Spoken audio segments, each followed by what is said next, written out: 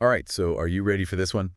We're diving into a seriously creepy story today. The life and crimes of Rodney Alcala, Rodney the Alcala. convicted serial killer. Yeah. And you might know him as the dating game killer, which we'll get to how he got that name, I promise you. Oh, yeah. Our sources for this deep dive are his Wikipedia page and then also a biography from biography.com. Okay.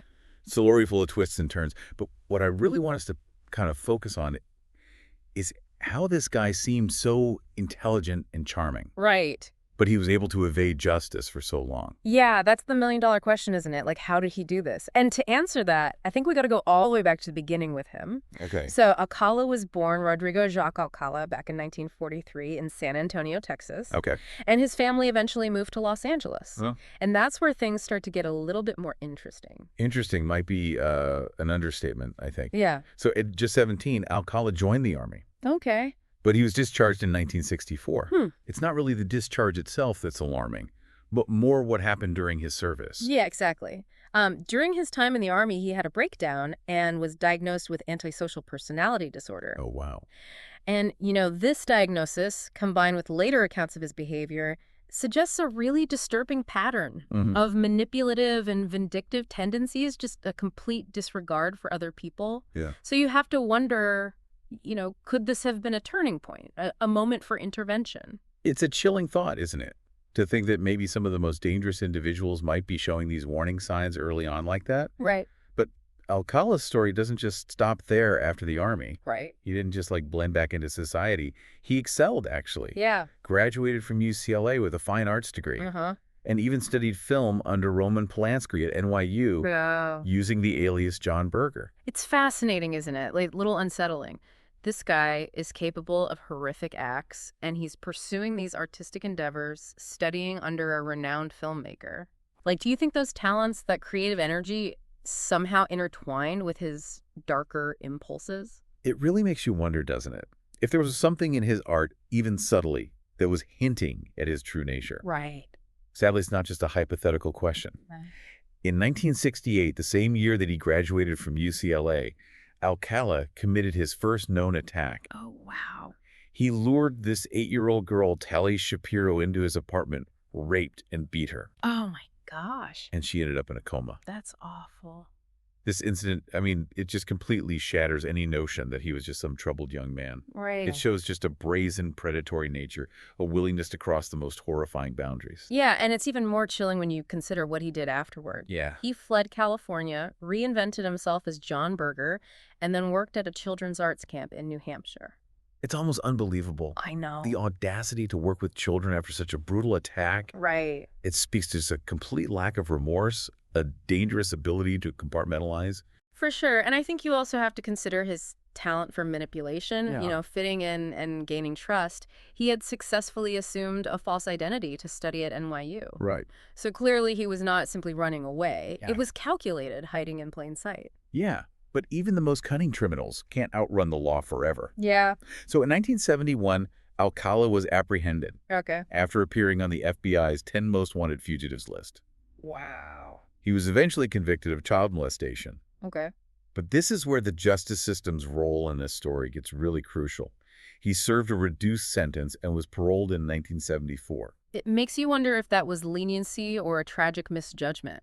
Yeah. Like, did the justice system fail to grasp the magnitude of the danger he posed? It's a question that continues to haunt this case. It does. Because Alcala's release wasn't the end of his crimes. No. Not even close. He was quickly rearrested for assaulting a 13-year-old girl Oh, my gosh. and unbelievably paroled again in 1977. It just seems like this system was almost playing this deadly game of catch and release with a predator. It's something that we see a lot with serial offenders, right? Yeah.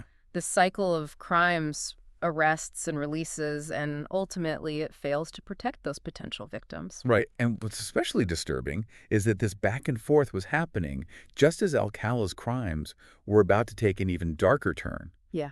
Which leads us to this infamous event in 1978 while he was out on parole that earned him the nickname the dating game killer. Oh, yeah. Okay, so picture this. A convicted child molester Suspected of even darker crimes, just sitting on a stage, charming a bachelorette Yeah. on national television. Sounds like a dark comedy or something. Yeah, right. But it's real. This is how Rodney Alcala appeared as a contestant on the dating game in 1978. And won. And he won. Yeah. It's mind-boggling to me. I know. This was primetime television. You know, the whole show's about finding love and connection, and there he was, just hiding his true nature behind a charming smile and witty banter. Yeah, and you know, it really makes you think about how someone can be so skilled at deception. It's like a profound level of compartmentalization, a chilling ability to detach from reality. Yeah. But also, you know, there's something to be said for the power of first impressions. Right. People want to believe the best in others, and Alcala clearly knew how to exploit that. Well, thankfully, the bachelorette, Cheryl Bradshaw, she found him creepy. Yeah. And declined the date, but how many others might have been fooled by his outward charm? It's a scary thought. It's a terrifying thought. It is. And what makes it even more disturbing is that this appearance on the dating game wasn't just some isolated incident. Oh, no, it happened right in the middle of his most horrific crime spree. So between 1977 and 1979, while he was in and out of parole, Alcala was actively murdering women. Yeah. In California, Wyoming, and even New York. It's hard to talk about, but we owe it to the victims to, you know, acknowledge the brutality they faced. Absolutely. We can't shy away from the darkness of this story. One of the victims was this 18-year-old Jill Barkham, and she was found in a Los Angeles ravine. And her body was posed in a way that suggested like a chilling ritualistic element to his crimes. And then there's the case of Georgia Wickstead, a 27-year-old nurse. She was found bludgeoned in her Malibu apartment. Oh, my gosh. And like Jill, she had been sexually assaulted and left in a very carefully staged position. So it makes you wonder, was this part of some twisted fantasy for him? Yeah. A way to exert control even after death? Yeah. It's a horrifying thought, and it gets even worse. Oh, no. Charlotte Lamb, a 31-year-old legal secretary, was found murdered in her El Segundo apartment complex. Oh, wow. And the similarities to the previous cases are just bone-chilling. Like what? The sexual assault, the brutal beating, the specific way her body was left. Yeah, it paints this picture of a man who was not only a killer but a sadist. Right. Someone who took pleasure in inflicting pain. Exactly. And these cases, you know, there are more... reveal a disturbing escalation in his violence. It's a pretty common pattern we see with serial killers, right? Yeah. A progression from lesser crimes to increasingly brutal acts. Right. It's like they need to push the boundaries further and further to satisfy this dark inner need. And then there's the case that ultimately led to Alcala's capture. Yeah. The murder of 12-year-old Robin Samso. So Robin disappeared in 1979 while riding her bike to ballet class in Huntington Beach. Yeah. And it just sent shockwaves through the community. Yeah. It was every parent's worst nightmare. It really brought the reality of his crimes into sharp focus. Yeah. Her body was found 12 days later in the Angeles National Forest. Oh, God. But what's crucial here is that witnesses came forward saying they had seen a photographer on the beach approaching young girls, asking to take their picture. And that photographer was Rodney Alcala. Of course. Yeah. And this seemingly insignificant detail, a man with a camera, right, turned out to be the key that unlocked the entire case. It's amazing how one little detail can make all the difference. Yep. So Alcala's parole officer recognized him from a sketch based on the witness descriptions. Right. And that led to his arrest in July of 1979. Okay. But even with Alcala in custody, the story takes another dark turn. What happened? So during the investigation, police searched a storage locker that he had rented in Seattle. Okay. And what they found inside was absolutely chilling. What was it? Hundreds and hundreds of photographs. Oh my gosh. Many of women and children in sexually suggestive poses. Wow. It's a horrifying thought, isn't it? To think of all those faces, those lives potentially intertwined with his depravity. Absolutely. And some of those individuals in those photos have never even been identified. Right. So there's a possibility that there are more victims out there, their stories still untold.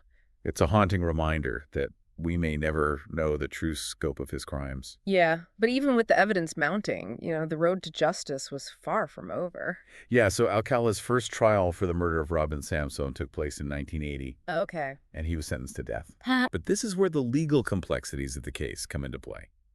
His conviction was overturned twice on technicalities. Really? Dragging the process out for years. It's a reminder that even in cases where guilt seems obvious, The justice system operates on a very specific set of rules and procedures. Right. And in Alcala's case, those technicalities allowed him to avoid accountability for decades. But then in 2003, a groundbreaking advancement in forensic science changed everything. What was that? DNA technology. Oh, wow. Evidence linked Alcala to 4 more murders in California. Yep.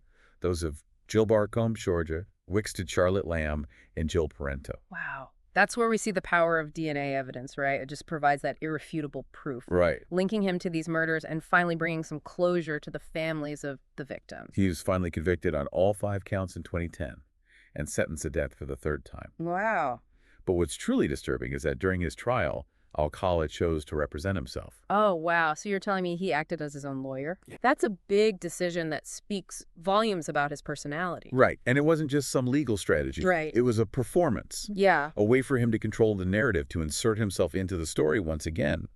He used the trial as a platform. He even played a clip from his dating game appearance. Oh, my gosh. Almost as if he was trying to relive his moment of fame. It's almost too much to comprehend the sheer narcissism and lack of remorse. Right, but the story doesn't end there. While on death row in California, Alcala was extradited to New York in 2012 to face charges for the murders of Cornelia Crilly and Ellen Hover. Okay. And these murders, which had remained unsolved for decades, were finally linked to Alcala through DNA evidence. It really shows how powerful DNA evidence is and how it can really make a difference. You know, even after all these years, justice was still being pursued. He ultimately pleaded guilty to both murders, Wow. adding to his already horrific list of crimes. But even with these convictions, the question still remains, how many more victims are out there hidden in the shadows of his past? Yeah, it's a chilling question and one that we might never really know the answer to. But even after all of his convictions and, while he was sitting on death row, there were still pieces of the puzzle falling into place. Like, remember all those photographs they found in his storage locker? Right. It became this haunting window into the past. Yeah. A source of answers and even more questions. It's crazy how just a photo can hold so much weight, so much potential for both pain and closure. Yeah. There was one photo in particular that stood out to investigators. Okay. It showed this young woman riding a motorcycle, and she was later identified as Christine Ruth Thornton. And she had been missing since 1977. Wow. And her remains were actually found in Wyoming in 1982. Okay. But they weren't identified until 2015. It's amazing how for nearly 20 years, her family had no idea what happened to her. And then thanks to a photograph and advances in forensic technology, they finally had some answers. Yeah, it's a reminder that even decades later, justice can still be sought. It also highlights the importance of never giving up hope.